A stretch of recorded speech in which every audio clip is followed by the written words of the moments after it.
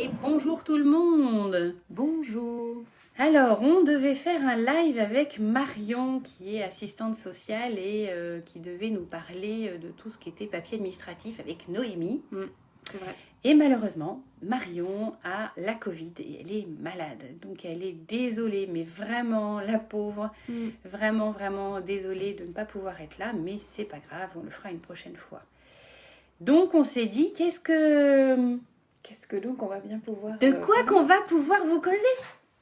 Et on s'est dit que, enfin moi je me suis dit, alors on verra, hein, que la Covid c'était un sujet intéressant parce que ça fait quand même 2 ans, 3 ans. Ouais. Ben oui. De bonnes années. 2 bonnes années qu'on vit avec elle. Et donc, il s'en est passé des choses. Donc, bon, si vous voulez nous témoigner des choses, il n'y a pas de problème. Mais moi, en tant que soignante, vraiment, j'avais envie de vous témoigner ma tristesse, plus que ma tristesse, hein, j'en suis vraiment navrée, désolée de tout ce que la peur a induit dans notre société. Alors... moi dans ma maternité, et encore on est une maternité où on n'a jamais refusé les papas à l'accouchement, jamais, mais on a fait des choses pas jolies, hein. On a fait sortir les femmes très très tôt, qui n'étaient pas prêtes, il n'y avait pas le relais suffisant, les PMI étaient fermés, les sages-femmes libérales étaient hésitantes, ce qui est normal, et puis elles avaient une consigne de pas trop se balader, enfin c'est normal, de pas trop disséminer. Et pas trop de consignes au démarrage, puisque personne ne savait trop comment faire avec la Covid, donc oui, c'était compliqué ce moment-là, ouais. Et donc, on a fait 2 ans à limiter les visites, limiter les consultes. Moi, on m'a obligée dans mon établissement à faire des consultations avec un seul des 2 parents.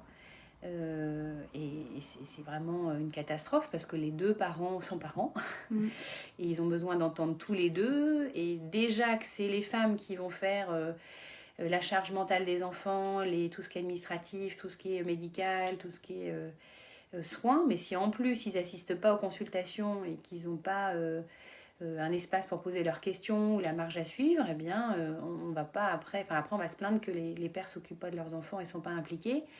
Mais clairement, on a tout fait pour pas les impliquer, quoi. Donc, et Noémie qui tape un petit message. C'est parce qu'il y a 2 personnes qui nous ont rejoints, et du coup, c'était pour dire, mais si je le dis en direct, ça... Ah non, mais sinon, vas-y, hein. Déjà, on va voir comme ça si ça marche. Ouais. Pour dire qu'on a changé de sujet. On a changé de Covid. Ben voilà. Et donc, notre sujet, c'est la Covid. Voilà. Et donc, en fonction de vos questionnements, nous, on peut partager aussi notre expérience en tant que soignant, et l'idée, c'est de pouvoir échanger. Et on a vraiment, on a fait une thèse là récemment où on a demandé aux femmes comment elles avaient vécu le confinement, celles qui venaient d'avoir un enfant. Et voilà, elles disent que ça a été difficile de ne pas avoir leurs enfants, les frères et sœurs du bébé, lors du séjour à la maternité. Elles disent que c'était difficile parce que le conjoint, le coparent était resté avec les aînés.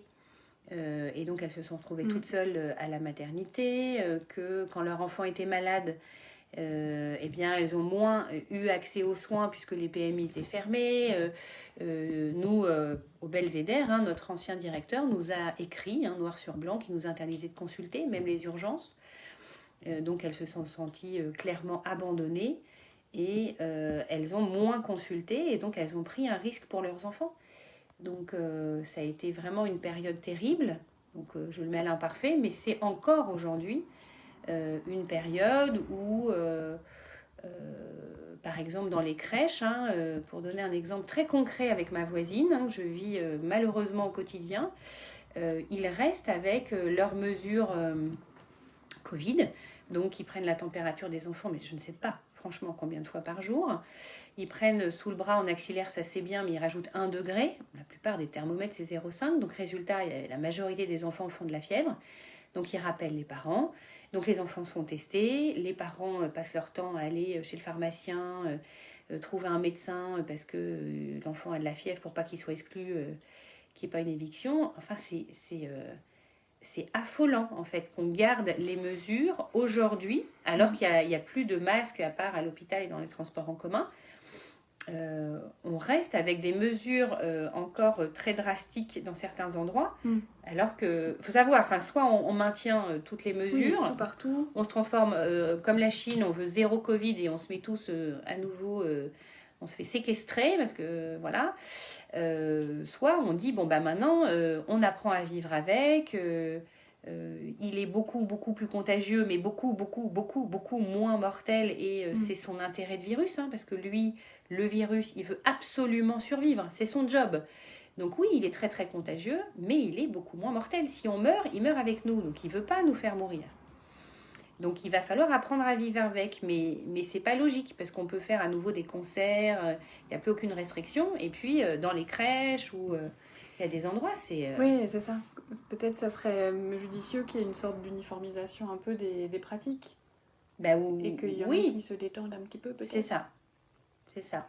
Mais c'est pas facile. Mais c'est pas facile. Parce que ça vient chercher les peurs de chacun, on peut imaginer ça, et que chacun a fait de son mieux avec les peurs que ça a pu générer pendant la crise. Et une fois qu'on est sorti de la crise, du coup, c'est pas forcément simple de revenir à un fonctionnement plus classique. Peut-être il y a des personnes qui sont encore beaucoup dans la peur de cette contamination, après avoir été 2 ans très tendues avec ça.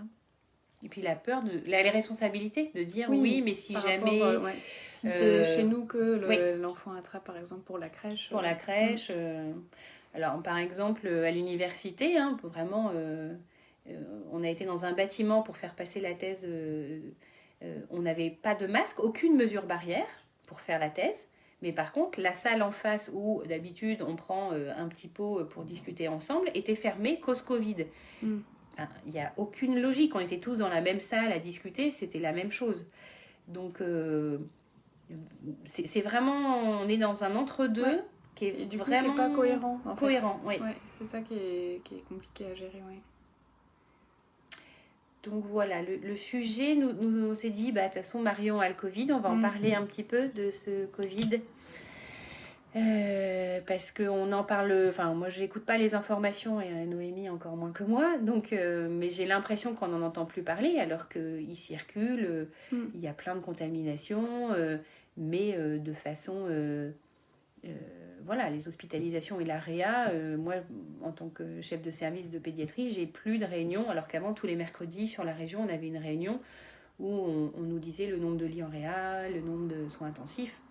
Bon, là on n'a plus tout ça, donc on vit avec et on s'en rend plus compte, mais il y a des endroits où ça reste la panique et ça bloque tout et c'est limite de la maltraitance ce qu'on est en train de faire. Parce que des jeunes parents qui mettent leur enfant à la crèche et dès qu'il y a un petit 38, il faut le faire tester, c'est maltraitant pour l'enfant. Et puis, comment font les jeunes parents pour faire garder leur enfant ?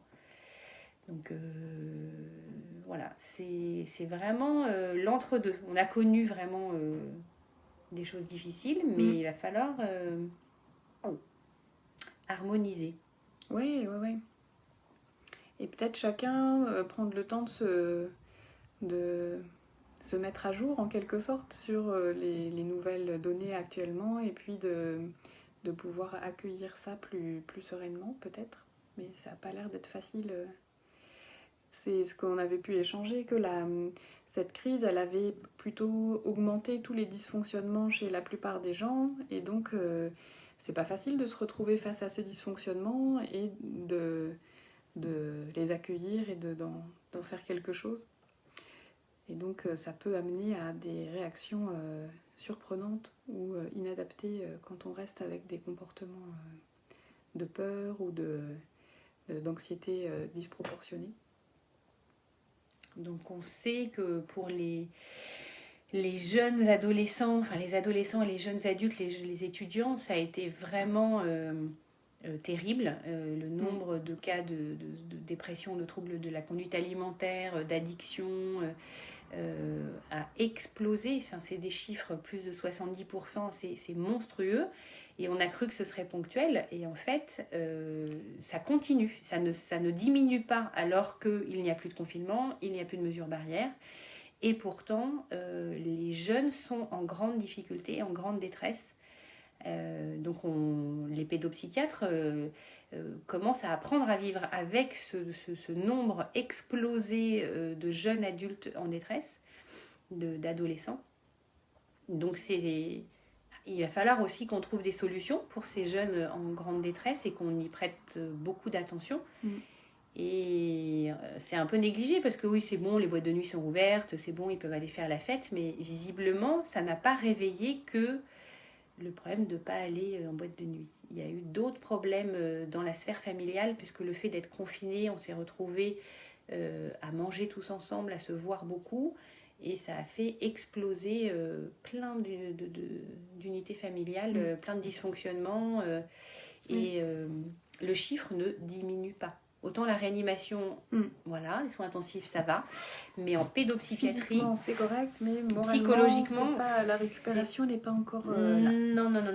Donc, on n'a pas fini et on soupçonne peut-être pas tout et on n'entend pas tout ce qu'on devrait entendre, en fait. C'est plus une crise puisque ça dure. Donc, il va falloir qu'on apprenne à vivre avec ça. Voilà le sujet qui s'est trouvé par hasard changé et qu'on voulait vous partager. Alors, on peut partager des histoires aussi horribles. Oui, je sais, t'aimes pas. Mais quand même, moi, j'ai vu une dame en sortie de confinement. Elle m'a amené son bébé qui avait 4 mois. Donc, je vous rappelle, normalement, une pesée toutes les semaines, un rendez-vous chez le médecin tous les mois. Et il n'avait jamais sorti de chez lui, cet enfant, et il n'avait jamais été pesé, jamais vérifié la jaunisse, enfin des choses qui sont vraiment essentielles. Et cette maman était terrorisée, elle ne voulait pas sortir et elle ne voulait pas exposer son enfant. Donc on a vu des catastrophes, vraiment, de gens qui sont restés enfermés chez eux avec leur bébé. Et puis, il y a des femmes qui ont raconté des accouchements qui ne se sont pas passés au Belvédère, heureusement, où il n'y avait pas les papas. Voilà. Pendant un temps court, mais il n'empêche que ça a été traumatisant pour ceux qui ont vécu ces naissances, d'être séparés, de ne pas pouvoir être ensemble quand c'était le souhait des parents. C'était impossible, quoi. Donc là, les mesures dans les hôpitaux sont toujours assez drastiques. Mais il faut quand même savoir il peut y avoir des exceptions. Il faut quand même... Là, par exemple, hier, il y a une patiente, c'est sa mère qui est venue à l'accouchement parce qu'elle est sécurisée par sa mère, c'est important pour elle. C'est son 2e accouchement, ça fait 2 fois qu'elle fait comme ça. Et ça lui convient très bien, et le papa, ça lui convient très bien. Et la grand-mère aussi, tout le monde est sécurisé comme ça. Et le plus important, c'est d'être sécurisé. C'est pas la personne, mais qu'est-ce qui vous fait du bien à vous quand vous accouchez ? La société, on s'en fiche. Et là, au Belvédère, les visites, c'est le papa et les frères et sœurs. Et bien, dans ces conditions-là, cette dame, on l'a autorisée. Elle nous a demandé, et on a bien entendu que ce qui lui faisait du bien et ce qui lui permettait, elle, d'être sécurisée pour pouvoir s'occuper de son bébé, c'était d'avoir sa mère près d'elle. Et donc, on a autorisé à ce que sa mère vienne lui rendre visite en alternance avec le papa. Donc, il faut que vous osiez aussi demander des exceptions, puisqu'on est dans un entre-deux sanitaire. Et voilà, on vous autorise à demander des choses. Gentiment, avec le sourire. C'est ça, faut au moins demander. Faut tenter sa chance, quoi. Parce que si c'est important pour vous, que ça vous sécurise, en présentant de cette façon-là, en expliquant pourquoi est-ce que c'est important pour vous, ça sera, on l'espère, entendu.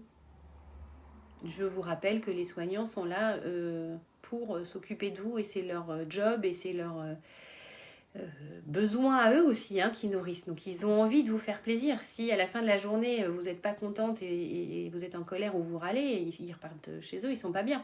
Si vous êtes hyper contente, ils sont hyper contents. Donc il faut les nourrir aussi, les soignants. Pensez à nous. On a aussi besoin que vous soyez contents de ce qu'on a fait. Donc plus vous nous donnerez votre mode d'emploi, plus vous nous direz ce que vous avez besoin, et on va essayer d'y répondre au maximum vu les conditions qui sont en train de se détendre. Demander des exceptions gentiment, toujours pareil avec le sourire, et demander à voir la cadre, demander à... Voilà, et on peut y arriver. Enfin, nous, on peut y arriver. Je ne peux pas m'engager pour tous les hôpitaux, mais ça peut s'assouplir. Voilà. Et on espère devenir cohérent, dire que soit on libère pas, mais... Oui, il y a un entre-deux flou et pas très confortable, enfin, et confortable pour personne, là, ouais. Et donc, si vous avez envie de nous partager vos expériences, de nous dire un peu, ou des questions, ou juste un partage d'expérience, comme je vous disais, c'est bienvenu. Donc, vous pouvez nous mettre un petit commentaire. Voilà, alors moi, j'ai eu beaucoup de questions sur Covid et allaitement, puisque je suis spécialisée en allaitement, et vaccination et allaitement. Donc, aucun problème de se faire vacciner quand on est enceinte ou quand on allaite. Et quand on a le Covid et qu'on allaite, on donne les anticorps au bébé par l'allaitement. Donc ça a été beaucoup de questions pendant cette période-là. Vous regardez sur le site le CRAT, C-R-A-T, vous allez être vraiment, c'est bien expliqué, c'était très rassurant et ils ont été extrêmement réactifs. Ils l'ont mis tout de suite, ça a été très rapide. Et on a regardé les chiffres, on s'est posé la question, est-ce que les femmes vont plus allaiter parce qu'il y a la pandémie et qu'elles veulent protéger leur enfant grâce aux anticorps? Eh bien, à peine. Non. Ça n'a pas influencé tellement. Non, parce que l'allaitement, c'est un non-choix. C'est un choix qui s'est fait bien avant, quand on est petite fille ou petit garçon. Et donc, ça n'a pas influencé le choix. Ça influencera peut-être dans une génération, alors du coup. Ceux qui sont petits enfants maintenant. Ben non, parce qu'il faut avoir vu des femmes qui allaitent pour avoir envie d'allaiter. Donc, comme en France, il n'y en a pas dans les jardins publics, ou il n'y en a pas à la télé, il n'y en a pas dans les dessins animés, il n'y en a pas dans les jouets, on restera sur un pays, on est l'avant-dernier pays d'Europe en non-allaitement. Donc, et le pays du biberon. Oui, nous c'est le biberon, mais c'est pas grave. L'essentiel, c'est que celle qui allaite, elle soit contente, et celle qui allaite pas, elle soit contente. Et que tout le monde soit solidaires les unes des autres. C'est ça l'objectif. Tout à fait. Voilà. Et je vois que Marion vient de nous rejoindre. Non, pauvre Marion malade. Ce sera une prochaine fois, Marion. Courage. Donc on a décidé de parler de la Covid, Marion, comme c'était ton thème à toi. De tout ce qui a compliqué notre quotidien, notre vie, et la difficulté aussi de reprendre une vie normale. Il y a... des gens vraiment qui font un syndrome de confinette, c'est-à-dire qu'ils ont du mal à retourner dans la vie sociale, à retourner aux fêtes de famille, au mariage où il y a 50, 100 personnes, dans des concerts. J'aime bien que tu le lises parce que moi je ne vois rien du tout, ma pauvre. Vas-y, lis-nous ça. Donc c'est Léa qui nous partage son expérience. Elle nous dit « Moi ça a été compliqué, j'ai dû aller aux urgences plusieurs fois pour des ruptures de kystes et des fausses couches. Et ne pas avoir mon conjoint a été très compliqué. Je me suis sentie dépaysée sans sa présence rassurante. » Voilà, exactement. Exactement. Ça a été terrible. Les fausses couches, les femmes n'avaient pas le droit d'être accompagnées. Il faut savoir, les gens qui étaient hospitalisés, ils étaient seuls. Et donc, c'est un moment de grande détresse. Donc, quand il y a une grossesse qui s'arrête, un arrêt de grossesse. Ouais. Et donc, ne pas avoir la personne qui fait office de porte-avions, qui nous sécurise à ce moment-là, c'est vraiment maltraitant. Et on est vraiment désolé de ce qu'on a fait, de ce qu'on a vu et de ce qu'on voit encore. Et oui, il y a vraiment des expériences, mais vraiment terribles. Humainement difficiles. Humainement, on a les deuils qu'il va y avoir pathologiques, le fait d'avoir perdu des gens sans pouvoir aller leur dire au revoir, sans pouvoir... les corps étaient tout de suite mis dans des sacs qui étaient fermés. Enfin, je pense que les années à venir, psychologue est le métier d'avenir. C'est triste, hein. Mais oui, on a fait des choses, donc on est vraiment désolé. Donc, il ne faut pas hésiter à aller voir quelqu'un pour en parler s'il y a besoin de dire sa détresse, sa colère.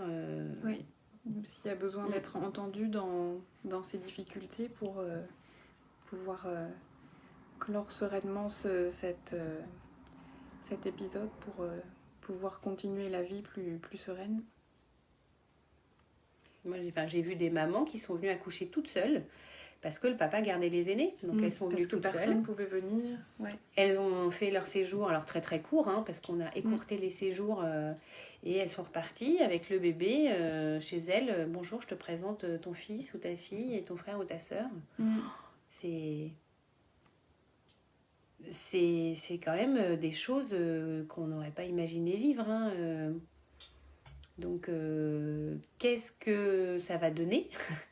Est-ce qu'au contraire, le lien sera plus fort parce qu'elle était toute seule avec leur bébé ? Donc, à la limite, je ne sais pas. Vraiment, je ne sais pas. Je n'ai pas la réponse. On verra ce que l'avenir va nous dire. Mais en tout cas, ce n'est pas anodin. Et il y a même des femmes dans notre région, Seine-Maritime, qui ont eu en début de grossesse Lubrizol. C'est une usine qui a explosé, qui a flambé, qui a fait un gros nuage de pollution noire vraiment très, très impressionnant. Et qui ont eu à l'accouchement le confinement. Ça ne doit pas être facile. Donc, comme toute épreuve, il y a des gens qui vont surmonter l'épreuve facilement, et puis d'autres pour qui ça va être compliqué, ils vont rester bloqués là. Donc, vraiment, si vous restez bloqués là avec des images, des flashbacks de tristesse, de colère... il faut vraiment essayer d'aller voir quelqu'un, alors un psychologue, un hypnothérapeute, faire de l'EMDR pour évacuer cet obstacle-là. Il restera, la cicatrice sera toujours là, ça c'est sûr. Quelqu'un qui est mort et vous n'avez pas pu lui dire au revoir, les enterrements où ils étaient maximum 10, les enterrements où vous n'avez pas pu aller, vraiment, ne négligez pas ce qui vous est arrivé de traumatique pendant ces 2-3 années difficiles derrière nous. Parce qu'on voit aujourd'hui les conséquences, ça commence à apparaître. Donc, occupez-vous, prenez soin de vous, occupez-vous de ça, allez trouver un soignant pour ça, parce qu'on est là pour ça. Mais négligez pas, dites pas, c'est pas grave, ça va passer. Il y a pire. Il y a des gens qui ont vécu pire que moi. Mais il y a des gens qui ont découvert la tombe dans le cimetière de leur famille ou de leurs proches parce qu'ils n'ont pas pu venir aux enterrements. Donc, ça peut être très, très compliqué à vivre. Très compliqué à vivre. J'ai une amie, son papa était en EHPAD avec un Alzheimer et il ne comprenait pas le téléphone, il ne peut même pas de Skype, c'était pas possible et il est décédé pendant le confinement. Donc c'est difficile. Il y a vraiment eu des situations qu'on a vécues. Restez pas avec ça. Vous dites pas, ça y est, c'est passé. Ça passe pas comme ça. Comme un boomerang, ça va revenir. Ouais. Et l'idée, c'est de pouvoir être accompagné, être aidé pour rattraper le boomerang, le ranger à sa place et faire qu'après, il reste tranquille. Il sera toujours là, mais il sera intégré et digéré différemment, en tout cas. Et si vous avez des enfants, donc je fais ma pédiatre vraiment lourdingue, mais il faut leur parler, il faut leur dire les choses. Alors oui, vous allez me dire, il ne comprend pas, c'est un bébé ou c'est un enfant petit. Ils comprennent l'intonation, ils comprennent les émotions. Donc il faut vraiment leur expliquer ce que vous avez. Alors voilà, vous avez perdu quelqu'un est mort autour de vous, vous n'avez pas pu y aller. L'accouchement, vous étiez toute seule. Il y a eu un arrêt de grossesse et vous l'avez mal vécu et là vous avez un enfant. Vous avez eu peur en début de grossesse, vous avez pensé à l'IVG dans votre tête, mais vous ne l'avez pas fait. Mais tout ça, ça se dit, et ça se dit au bébé, ça se raconte au bébé. Et bien sûr, avec à la fin « et c'est pas de ta faute », parce que ça ne mange pas de pain. Donc vraiment, racontez tout à vos enfants. Ils comprennent. De toute façon, ils écoutent, ils ont des oreilles qui traînent, donc ils écoutent les conversations que vous allez avoir avec votre meilleur ami ou votre mère. Et ils comprennent qu'il y a de l'émotion, et dès qu'il y a de l'émotion négative, ils pensent que c'est à cause d'eux. Donc non, c'est pas à cause d'eux, c'est à cause des circonstances de leur naissance ou circonstances autour. Donc ça vaudrait le coup de faire un album Covid, spécial Covid, confinement, pour raconter à l'enfant, voilà, il s'est passé ça, parce que c'est plus facile pour les parents quand il y a un support. Papier ou visuel, de dire voilà, tu vois, là j'étais à la maternité toute seule, ou là tu vois c'est tonton, voilà, il est mort pendant que tu étais un bébé, et puis on n'a pas pu y aller, et je suis très triste. Vraiment des mots simples, ils comprennent vraiment tout. Donc il ne faut pas se dire, ça y est, c'est le printemps, il fait beau, youpi, c'est la fête. On met un gros mouchoir par-dessus, voilà. On continue. Alors déjà, ça continue, c'est pas fini, puisqu'il y a encore des endroits où c'est très strict et c'est compliqué. Et puis, on a nos boomerangs qu'on a achetés qui vont revenir. C'est pour bientôt. Voilà ce qu'on pouvait dire sur cette période étrange du coronavirus.